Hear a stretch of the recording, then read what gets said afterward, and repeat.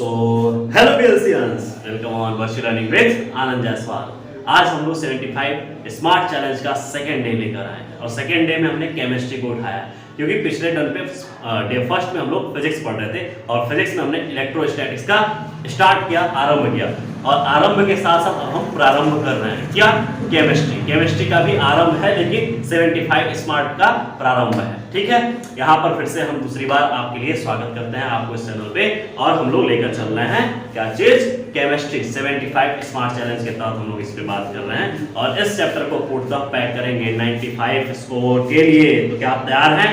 अगर आप तैयार हैं तो कमर कस के बैठ जाइए और हम लोग बात करने वाले हैं 75 स्मार्ट चैलेंज का सेकेंड डे पे सेकेंड टॉपिक जिसका नाम है केमिस्ट्री में हम लोग बात करने वाले हैं बिलियन, क्योंकि सॉलिड स्टेट बेटा क्लास 12th का यूपी बोर्ड में सॉलिड स्टेट हटा दिया गया है तो यहाँ पे हम लोग दूसरा जो चैप्टर है वो है बिलियन, डायरेक्टली हमको बात करना है जो कि जो आपका प्रीवियस वीडियो है, जो प्रीवियस लेक्चर है डे 1 का, वो डिस्क्रिप्शन में आपको मिल जाएगा। न्यू विजिटर वहां पर जाके बेटा ध्यान रखें और वहां से उस वीडियो को पढ़ लें। ठीक है, अब हम लोग नेक्स्ट बात करने वाले हैं कि हमारा बिलियन क्या होता है। जैसे कि मान लो कि आप और मैं एक टीम है और एक टीम मतलब जैसे आप और हम एक परिवार हो गए और परिवार में क्या हो गया कि दोनों एक दूसरे के साथ मिश्रित हो जाए, अर्थात केवल एक का अपीयरेंस देखे बाकी सब उसमें घुल जाए तो वैसे को बोलते हैं बिलियन। अर्थात हम कहें दो या दो से अधिक, यहाँ पर बिलियन को मैं डिफाइन कर रहा हूं बेटा, बिलियन ध्यान से सुनिएगा, दो या दो से अधिक समांगी मिश्रण को हम बिलियन कहते हैं। जब दो या दो से अधिक जब समांगी मिश्रण एक में आके मिक्स होते हैं तो वैसे बने सब्सटेंस को हम क्या बोलते हैं, बिलियन बोलते हैं, सॉल्यूशन बोलते हैं। तो सॉल्यूशन के लिए यहाँ पर हम देखेंगे कुछ पॉइंट जो कि बहुत ही शानदार पॉइंट है। जैसे हमने बोला कि समांगी मिश्रण का मतलब कि जब कोई सब्सटेंस एक दूसरे में, दो या दो से अधिक सब्सटेंस एक दूसरे में पूर्णतः घुल जाए और आसानी से उसमें हम पहचान ना कर पाए, उसके अपीयरेंस को पहचान ना कर पाए, तो ऐसे सब्सटेंस जो घुले मिले ऐसे पदार्थ को जो बने तैयार हुए नए फॉर्म में उनको बिलियन कहते हैं। तो बिलियन में यहां हमको एक बात समझ में आ गई कि बिलियन में दो घटक होंगे, एक जो छोटे मात्रा में होगा और एक बड़ा मात्रा में होगा, जिसमें बड़े मात्रा में छोटा मात्रा घुला होगा। या हम कहें कि अगर जस्ट एग्जांपल ले लें समांगी मिश्रण कैसा, तो समांगी मिश्रण मैंने कहा बाबू मैं आपके घर आ रहा हूं तो आपने क्या किया, कहा सर एक काम करिए आप घर आ रहे हैं तो थोड़ा सा उधर से नींबू लेते आइए। तो हमने कहा चलो नींबूड़ा हम नींबू लेकर आ रहे हैं और आपके घर पे चीनी था, आपने पानी में मिक्स करके एक बिलियन तैयार किया। उस बिलियन में अब आप जैसे ही हम आपके घर पहुंचे आपने कहा सर पानी, हमने कहा पानी, ये सूखा पानी पिलाएगा, ठीक है। तो आपने कहा नहीं सिर्फ पानी नहीं है सर जी, चेक करिए। तो हम टेस्ट किए तो हमको उसमें कई सारे टेस्ट, तो वो सारे कई फ्लेवर हमको टेक्सचर समझ में आए, जिसके वजह से हमने कहा कि ये बिलियन है। क्या है बाबू, बिलियन। तो बिलियन में हमने कहा दो या दो से घटक, दो या दो से अधिक समांगी मिश्रण मिल जाएं तो तैयार होता है बिलियन। बिलियन में दो चीजें हैं, विलेय और विलायक। विलेय होता है छोटी मात्रा वाला, अर्थात बाबू अगर हम कहें तो आप कहोगे कि सर पानी हमने लिया था 1 लीटर और 1 लीटर पानी में 2 नींबू निचोड़ दिया और चीनी लगभग 2 चम्मच डाल दिया। अच्छा ये बताओ हमको कि जो छोटे मात्रा में आपने डाला तो छोटे मात्रा वाला चीज क्या है, तो वो छोटे मात्रा वाला जो सब्सटेंस है आपका वही तो है हमारा क्या, कि आपने जो छोटे सब्सटेंस में जो डाला वही छोटा सब्सटेंस क्या है, विलेय है, और जिसमें आपने घोला वही क्या है, विलायक है। तो इस बात को समझिएगा। अब देखो बिलियन बराबर, जैसे कि हमने कहा कि बिलियन बराबर क्या हो जाएगा, विलेय प्लस विलायक, जिसकी मात्रा कम, मतलब कि विलेय की मात्रा क्या हो जाएगी, कम, तो इसकी मात्रा परसेंटेज उस पदार्थ में क्या होगी, कम होगी, जबकि विलायक का अधिक होगा, विलायक अधिक होगा। जैसे हमने कहा कि आपने शरबत तैयार किया, उस शरबत में पानी आपने ज्यादा लिया तो पानी यहाँ पर विलायक है, जबकि चीनी और नींबू क्या है, विलेय है। तो इस प्रकार हम कहेंगे चीनी और नींबू पानी में विलेय हैं। क्या मेरी बात समझ में आ रही है, कोई दिक्कत? तो इस प्रकार हमने बिलियन तैयार कर लिया। अब बिलियन के प्रकार हमको पकड़ने हैं। बिलियन के प्रकार दो तरीके से पढ़ सकते हैं। पहला, विलेय की मात्रा के आधार पर। अगर विलेय की मात्रा के आधार पर बिलियन का प्रकार देखें तो अगर हम कहें कि एक बात समझिएगा कि एक ऐसा परिवार या ऐसा क्लासरूम जहां पर हम कहें कि और विलेय की मात्रा या और बच्चों की संख्या लाई जा सकती है, तो हाँ हम बोलेंगे असंतृप्त विलयन, अर्थात वहां पर हमने कहा कि विलेय पदार्थ की और मात्रा घोली जा सके। जैसे हमने कहा कि 1 लीटर पानी ले लो, क्या लिया बाबू आपने, 1 लीटर पानी, और 1 लीटर पानी में आपने डाला था पहले 10 ग्राम चीनी। कितना डाला था, 10 ग्राम चीनी। मैंने कहा बेटा और आप घोल सकते हो, कहा आपने जी सर घोल सकते हैं। 100 ग्राम चीनी आपने घोल दिया, और 100 ग्राम चीनी और भी चीनी घोल सकते हो, तो ऐसा विलयन जो तैयार होता है उसे क्या बोलेंगे बेटा, असंतृप्त विलयन। संतृप्त विलयन अर्थात हम बोलेंगे कि 100 ग्राम विलायक में, या हम बोलेंगे 100 ग्राम विलायक में, ध्यान रखिएगा, अधिक से अधिक मात्रा विलेय की घुली हो तो उसे क्या बोलेंगे, संतृप्त विलयन। अर्थात यहाँ पर मन संतुष्ट है, असंतृप्त मतलब कि और भी घोली जा सकती है, संतृप्त में यहाँ पर बराबर है, क्या है कि जितना उसमें विलायक की मात्रा 100 ग्राम विलायक की मात्रा में अधिकतम जितना विलेय घोलना चाहिए वो घुला हुआ है, ऐसे विलयन को बोलते हैं संतृप्त विलयन। क्या बोलेंगे बेटा, संतृप्त विलयन। नेक्स्ट है अति संतृप्त विलयन, मतलब कि अधिक मात्रा में विलेय पदार्थ उपस्थित है, विलेय पदार्थ की मात्रा जो है अधिक है, और अधिक जब हो जाएगी विलेय पदार्थ की मात्रा विलायक से तो उसे क्या बोलेंगे, अति संतृप्त विलयन। क्या बोलेंगे, अति संतृप्त विलयन। आप जब लैब में जाओगे तो असंतृप्त विलयन, संतृप्त विलयन और अति संतृप्त विलयन आपको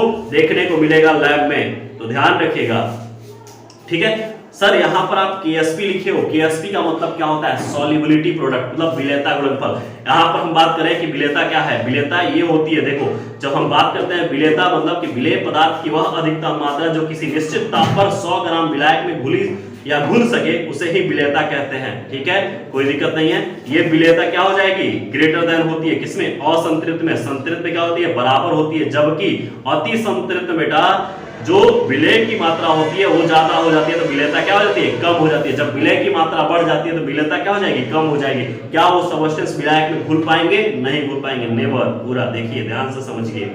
अब हमने बोला यहाँ पर कि भौतिक अवस्था पर विलयन के प्रकार, या भौतिक अवस्था में विलयन के प्रकार। भौतिक अवस्था कैसी हो सकती है, कैसे विलयन बन सकते हैं, तो मैंने कहा पहला हो सकता है गैसीय विलयन, दूसरा हो सकता है द्रवीय विलयन, तीसरा हो सकता है ठोस विलयन। गैसीय विलयन में मतलब ध्यान रखिएगा कि जो उसमें विलायक होगा वो गैस होगा, द्रवीय विलयन में विलायक कैसा होगा, द्रव होगा, ठोसीय विलयन में विलायक क्या होगा, ठोस होगा। मतलब यहाँ पर एक चीज समझ में आ गई है जो कि डिस्प्ले पे हमारे लिखे हुए दिख रहे हैं कि गैसीय विलयन में अगर हम विलेय और विलायक लेते हैं तो विलेय क्या हो जाएगा, ठोस द्रव गैस हो सकता है, जबकि विलायक हमेशा गैस होगा। जबकि द्रव विलयन में देखा जाए तो विलेय में ठोस द्रव गैस विलेय हो सकता है, जबकि विलायक क्या होगा, द्रव होगा। ठोस विलयन में विलेय ठोस द्रव गैस तीनों हो सकते हैं, जबकि विलायक क्या होगा, ठोस होगा। तो ये बातें हमको समझ में आ गई भौतिक अवस्था पर विलयन के प्रकार। भौतिक अवस्था के आधार पर हम विलयन के प्रकार देख सकते हैं। अगर आपसे कोई पूछ दे कि आपके एनवायरनमेंट में जो गैस मिले हुए हैं उन गैस को घुलने का या वो कैसा विलयन है, तो आप बोलोगे कि गैसीय विलयन है। कैसा विलयन है, गैसीय विलयन है। कोई दिक्कत है इसमें, नहीं दिक्कत है, समझ में आ रही है, ठीक है। नेक्स्ट हम लोग बात करने वाले हैं कंसंट्रेशन ऑफ सॉल्यूशन, मतलब कि विलयन की सांद्रता पर। देखिएगा विलयन की सांद्रता, यदि जैसे कि हमने बोला था कि आपके घर हम पहुंच रहे हैं तो आपने हमको विलयन बना के दिया, लेकिन उस विलयन में कितने विलय की सांद्रता, कितना आपने विलायक में घोला है, इसको पढ़ना क्या कहलाता है, विलयन की सांद्रता। अर्थात इसमें हमने लिखा है डिस्प्ले पे देखिए, किसी भी विलयन की सांद्रता का अर्थ, किसी भी विलयन की सांद्रता का अर्थ विलय की उस मात्रा से है जो विलयन के निश्चित मात्रा या आयतन में घुली है। तो हमने कहा किसी भी विलयन की सांद्रता का अर्थ वो है कि उस मात्रा से है जो विलयन की निश्चित मात्रा या आयतन में विलय क्या है, खुली हुई है, ठीक है। तो यहाँ पर हम बात करें कि विलयन की सांद्रता निम्न प्रकार से व्यक्त कर सकते हैं। निम्न प्रकार से व्यक्त करने का अगर देखा जाए तो हम कहें कि द्रव्यमान प्रतिशत, कि कितना प्रतिशत कौन सा विलय कितना विलायक में घुला है, ये हम निकाल सकते हैं द्रव्यमान प्रतिशत से, जिसको इंग्लिश में बोलते हैं बेटा मास परसेंटेज। क्या बोलते हैं, मास परसेंटेज। देखिएगा ध्यान रखिएगा, ये 75 स्मार्ट चैलेंज है। 75 स्मार्ट चैलेंज में आपको की ध्यान से रख के चलना। चलिए आइए देखते हैं। हमने कहा कि विलयन की सांद्रता को निम्न प्रकार से व्यक्त कर सकते हैं। पहला क्या है यहाँ पर हमारा मास परसेंटेज, दूसरा है आयतन प्रतिशत। आयतन प्रतिशत को हम लिखेंगे वॉल्यूम परसेंटेज से लिखते हैं। किससे लिखते हैं, वॉल्यूम परसेंटेज, ठीक है। और यहाँ पर तीसरा है मेरा, तीसरा है द्रव्यमान प्रतिशत, और द्रव्यमान प्रतिशत को लिखते हैं बाबू मास वॉल्यूम परसेंटेज। क्या लिखते हैं, मास वॉल्यूम परसेंटेज। क्या इतनी बात समझ में आ रही है, ठीक है। और कुछ अदर भी हैं जो अन्य हैं, उस अन्य को भी देख लिया जाए। अन्य में क्या है, तो अन्य में हमने कहा पार्ट्स पर मिलियन है जिसको ppm से बोलते हैं। मोल प्रभाज है जिसको हम बोलते हैं वो इंग्लिश में मोल फ्रैक्शन, क्या बोलते हैं, मोल फ्रैक्शन। और मोल प्रभाज को दूसरे लैंग्वेज में हिंदी में बोलते हैं मोल अंश, ठीक है। उसके बाद हमको पढ़ना है मोलैरिटी किसकी, सब ये बिलियन पे चल रही है, सांद्रता पे, मोलैरिटी सब सांद्रता पे आधारित है। और सब में हम विलय को लेके पकड़ के चलेंगे क्योंकि विलय छोटा मात्रा है, छोटा मात्रा को अगर हम पकड़ के लेके चले तो हमको पता चल जाएगा कि कौन सी क्वांटिटी कितनी डाली गई है, कितनी सांद्रता में वो रखी गई है। तो ये हो गया मोलैरिटी। नेक्स्ट है हमारा मोलैलिटी, क्या है, मोलैलिटी। और नेक्स्ट है उसके बाद नॉर्मेलिटी, नॉर्मेलिटी। और लास्ट है हमारा फॉर्मेलिटी। फॉर्मेलिटी ज्यादा आपके बोर्ड में कभी आज तक कभी नहीं पूछी गई है, बस आपको ध्यान रखना है कि फॉर्मेलिटी भी एक होता है जिसके द्वारा हम विलयन की सांद्रता को व्यक्त करते हैं। विलयन की सांद्रता को व्यक्त करने का ये सब एक प्रक्रिया है और इन सब चीजों को एक एक करके हमको पढ़ना है। और पढ़ने के लिए हमने कहा द्रव्यमान प्रतिशत सबसे पहला उठाएंगे। और द्रव्यमान प्रतिशत में क्या कह रहा है वो देखो, ध्यान से समझो। अगर हम कहें कि जो हमने कहा था कि जो छोटा मात्रा है उसको पकड़ कर लेकर चल लिए तो हमको विलयन की सांद्रता समझ में आ जाएगी। तो हमने कहा कि विलेय पदार्थ के भार भाग की वह संख्या जो विलयन के 100 भार भाग में क्या है, घुली हुई है या उपस्थित है, तो वो विलयन की द्रव्यमान प्रतिशत। हम इतना कह रहे हैं बाबू, जैसे मान लो कि मेरे पास अभी पानी नहीं दिख रहा है, पानी अगर आपका अगर हो उसमें चीनी डाल दो, चीनी डाल के घोल आपने बनाया हो, तो उसमें आपने घोल बनाया हो तो आपको द्रव्यमान प्रतिशत निकालना है। तो आप कहोगे कि 100 ग्राम पानी में या हम बोले 100 ग्राम विलायक में, जो कि वहां पर विलेय, या हम कह सकते हैं कि 100 ग्राम विलयन में जो विलेय उपस्थित है या उसमें घुले हुए हैं उसकी संख्या या उसका द्रव्यमान पे बात करना क्या कहलाता है, द्रव्यमान प्रतिशत। तो यहाँ पर लिखा गया है विलेय पदार्थ के भार भाग की वह संख्या जो विलयन के 100 भार भागों में उपस्थित हो, विलयन की द्रव्यमान प्रतिशत तक कहलाती है। वेट बाई वेट परसेंटेज हो जाएगा। अब यहाँ पे थोड़ा सा देखिएगा WB का मतलब क्या है। तो अगर हम कहें WB तो इसे बोलेंगे बाबू विलेय का भार, क्या बोलेंगे, विलेय का भार। और WA को बोलते हैं बाबू विलायक का भार, क्या बोलते हैं ये, विलायक का भार। और विलायक का भार जब हम लिखते हैं तो इसको लिखते हैं ग्राम में, सब ग्राम में रहता है, ये भी ग्राम में होगा, ठीक है, कोई दिक्कत नहीं है। और यहाँ पर एक और चीज समझिएगा कि जो WA प्लस WB है, WA प्लस WB इसको बोलते हैं विलयन का भार या हम बोलते हैं विलयन का द्रव्यमान। क्या बोलेंगे इसको, विलयन का द्रव्यमान। किसमें है ये विलयन का द्रव्यमान, इसको भी हम लेंगे ग्राम में और मल्टीप्लाई कर देंगे 100 से तो प्रतिशत निकल कर आ जाएगा। क्या कोई दिक्कत है इसमें, नहीं है। तो एक क्वेश्चन आपके लिए रखे हैं, इस क्वेश्चन को थोड़ा देखिए और लगाइए फटाक से। 2 मिनट का आपको समय देते हैं, ये समय देने का स्टार्ट होता है टाइम अब। और ये क्वेश्चन रखा गया है 10 ग्राम चीनी को जल में घोलकर 100 ग्राम विलयन बनाया गया। सुनिएगा, 10 ग्राम चीनी को जल में घोलकर 100 ग्राम विलयन बनाया गया, तो चीनी का द्रव्यमान प्रतिशत क्या होगा ज्ञात करिए। ये 2 मिनट का टाइम आपके लिए और फटाक से टाइम स्टार्ट होता है अब। करिए क्वेश्चन फटाक से और इस क्वेश्चन को करके बताइए कि क्या ज्ञात होगा, कितना परसेंटेज ज्ञात होगा, ठीक है। वेट बाई वेट परसेंटेज हमको निकाल कर दे दीजिए। अगर आप दे देते हैं तो हम मानेंगे कि आपने पढ़ाई किया है और आपका बेहतर जा रहा है, ठीक है। चलिए बताइए फटाक से, करिए। 2 मिनट का समय आपको दिया जा रहा है और इस 2 मिनट के समय में आपको सॉल्व करके देना है, ठीक है।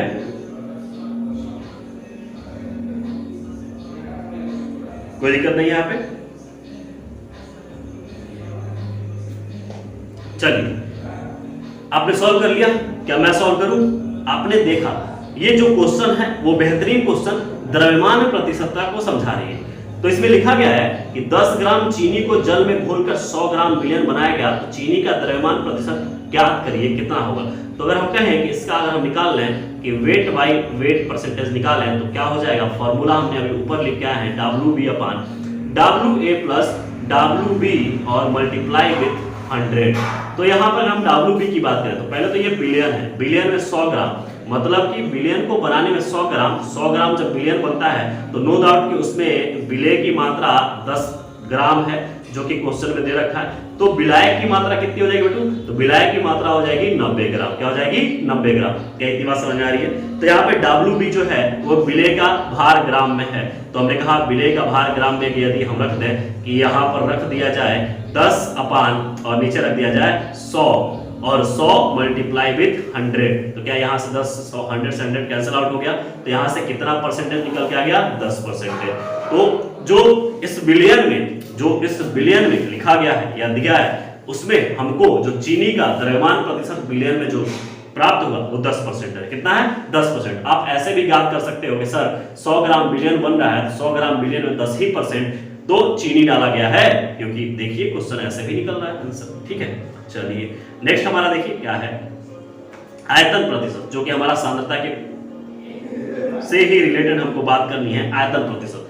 और आयतन प्रतिशत में क्या बात करनी है? देखिए अगर हम बात करें आयतन प्रतिशत में तो हम बोलेंगे जैसे वहां पर बोले थे वैसे यहां पर भी बोलेंगे, किसी विलेय पदार्थ के आयतन भागों की वह संख्या जो किसी बिलियन के 100 आयतन भागों में घुली हो, बिलियन की आयतन प्रतिशतता कहलाती है। तो बिलियन की आयतन प्रतिशतता देखो यहाँ पर volume by volume percentage equal to देखा जाए तो ये VV अगर मैं यहाँ पर लिखूं बाबू तो VV के लिए मैं लिखूंगा थोड़ी सी संबंध यहाँ पर देखिए, कुछ बातें समझिए। VV क्या है?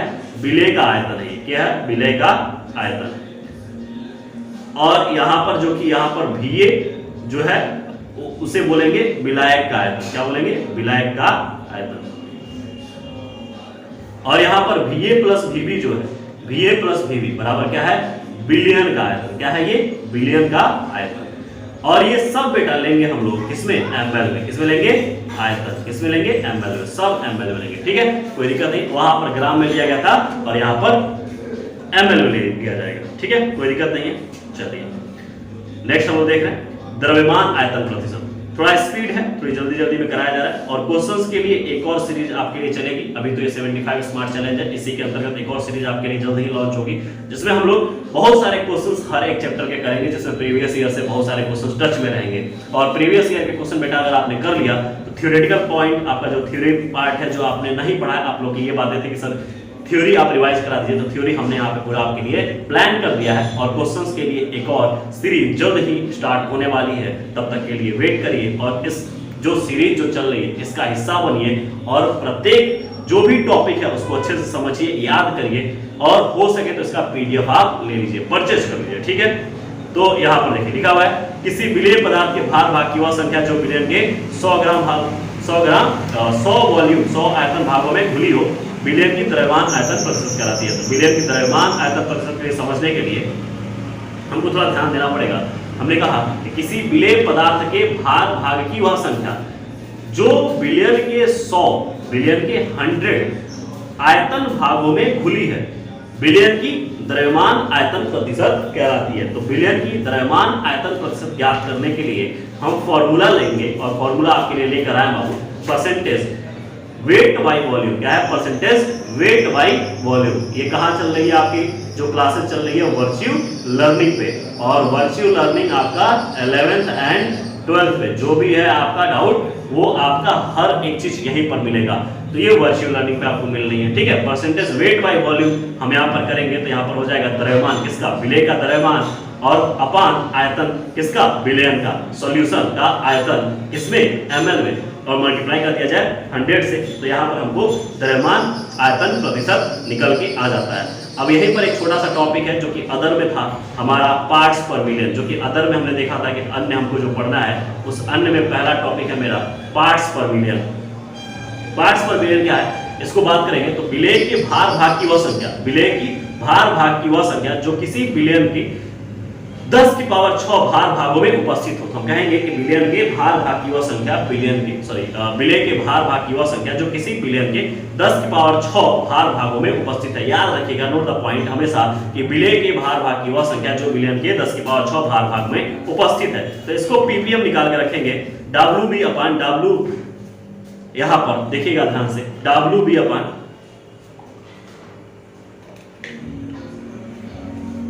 WB जो हमने कहा वो हमने आपको पहले ही बताया है कि WB यहाँ पर क्या है, जो WB है बाबू वो विलेय का पदार्थ, विलेय पदार्थ का भार ग्राम में है। ठीक है, तो विलेय पदार्थ का भार ग्राम में यहाँ पर हमको दिख गया, वो है ppm यहाँ से। और ये Wv प्लस Wa ये विलयन का भार ग्राम में, ठीक है। और मल्टीप्लाई कर देंगे 10 की पावर 6 से। तो 10 की पावर 6 में अगर हम कहें विलेय के भाग की वह संख्या, विलेय के भाग की वह संख्या जो किसी विलयन के 10 की पावर 6 भार भागों में उपस्थित है, पार्ट्स पर मिलियन कहलाती है।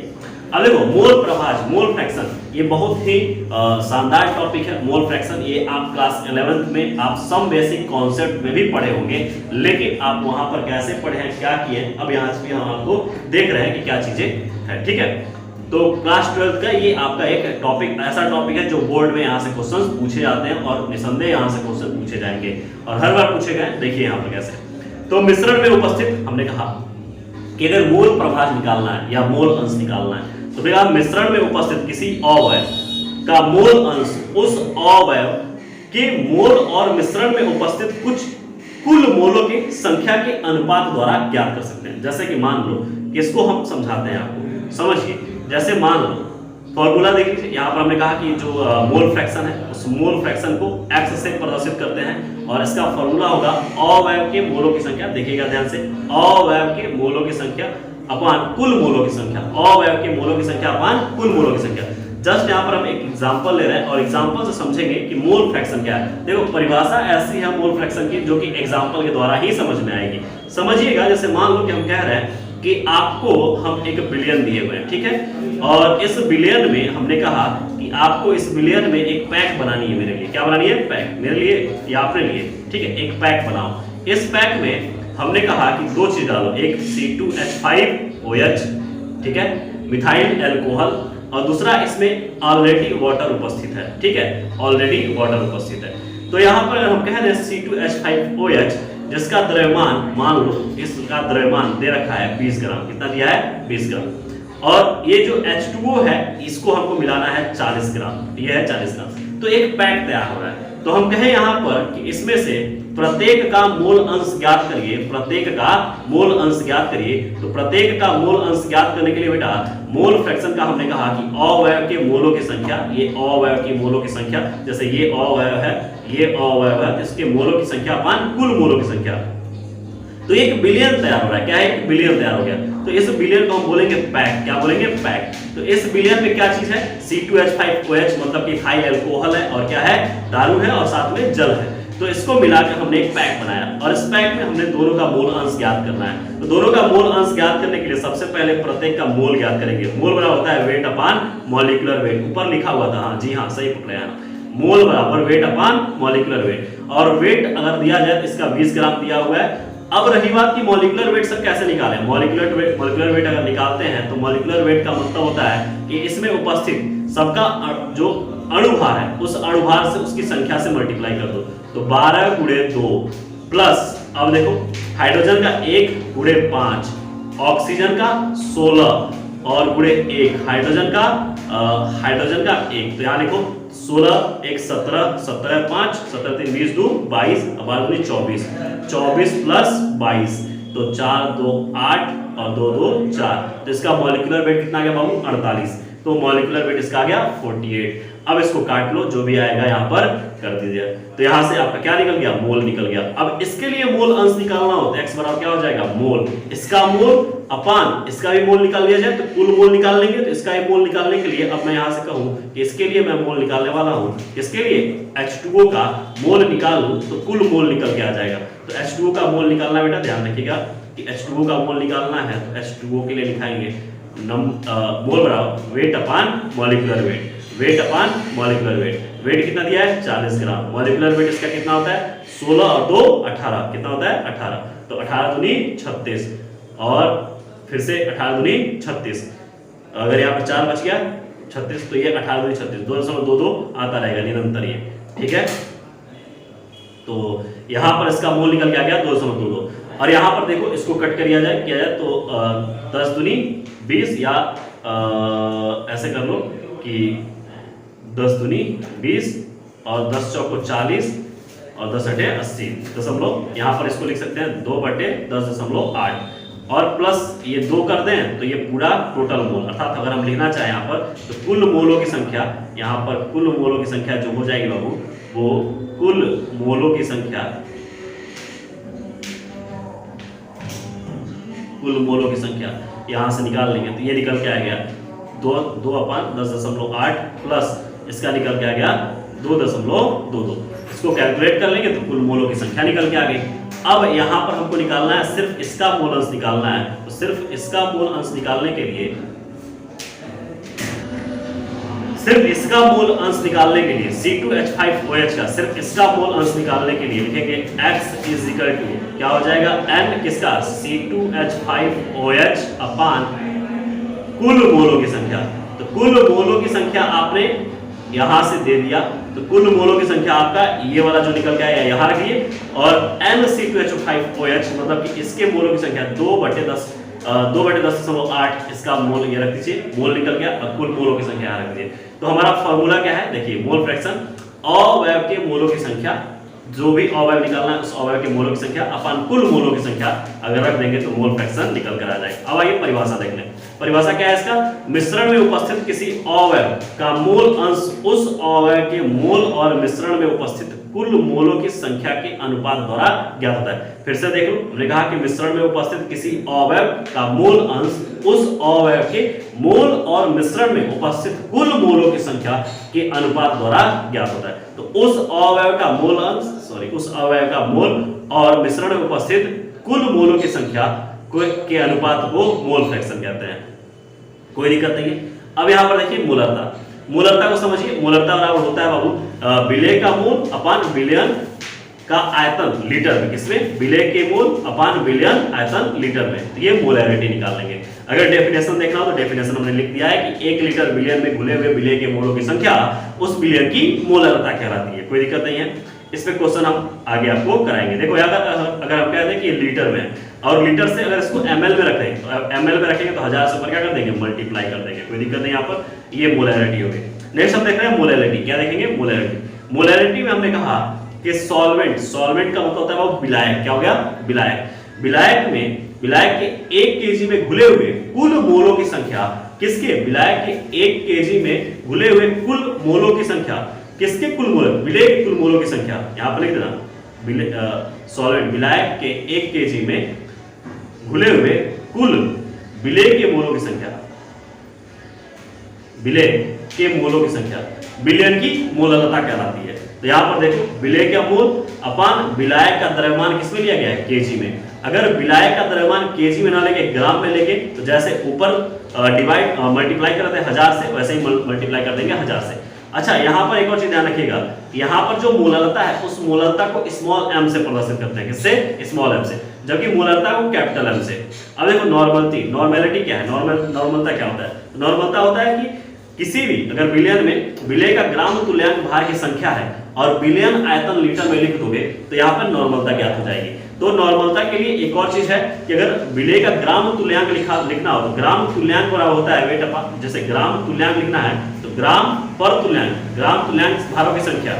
तो यहाँ पर हम लिखेंगे जो फॉर्मूला बन के आएगा कि जो n बराबर WB अपान इक्विवेलेंट वेट, ग्राम तुल्यांक की संख्या और गुणे 1000 क्यों, क्योंकि यहाँ पर अगर हम बात करें इस लीटर को अगर ml में कन्वर्ट कर दें, किसमें, सॉरी यहाँ पर लीटर ना लिख के ml जब लिखा होगा तो ml में, ठीक है, तो 1000 से मल्टीप्लाई कर देंगे। अच्छा, रही बात कि इक्विवेलेंट वेट क्या होता है सर, तुल्यांकी भार क्या होता है। तो तुल्यांकी भार जब निकालते हैं तो निकालते हैं मॉलिक्यूलर वेट, मतलब कि अणु भार अपान वैलेंस फैक्टर या किसी भी जो सबस्टेंस है उस सबस्टेंस की अम्लीयता या क्षारीयता या उस पर उपस्थित आवेश से मॉलिक्यूलर वेट में डिवाइड कर देंगे तो उसका निकल के आ जाएगा इक्विवेलेंट वेट। ठीक है, तो इन बातों पर थोड़ा सा गौर फरमाइएगा। और ये सब चीजें हमारे जो सांद्रता पर जो भी चीजें हैं, जो विलयन की सांद्रता, ये जितनी भी टॉपिक हमने पढ़ा है ये सब विलयन की सांद्रता के द्वारा विलय में उपस्थित या विलयन में उपस्थित विलयन की पूरी जो सांद्रता को व्यक्त कर रहे हैं। ठीक है, तो सांद्रता के लिए हम इन सब चीजों को देखेंगे। जबकि अगर हम बात करें विलेयता को लेकर, जैसे विलेयता, तो विलेयता क्या है, ठोस की द्रव में विलेयता। ठीक है, अच्छा, यहां से कंटिन्यू करते हैं नेक्स्ट क्लास में।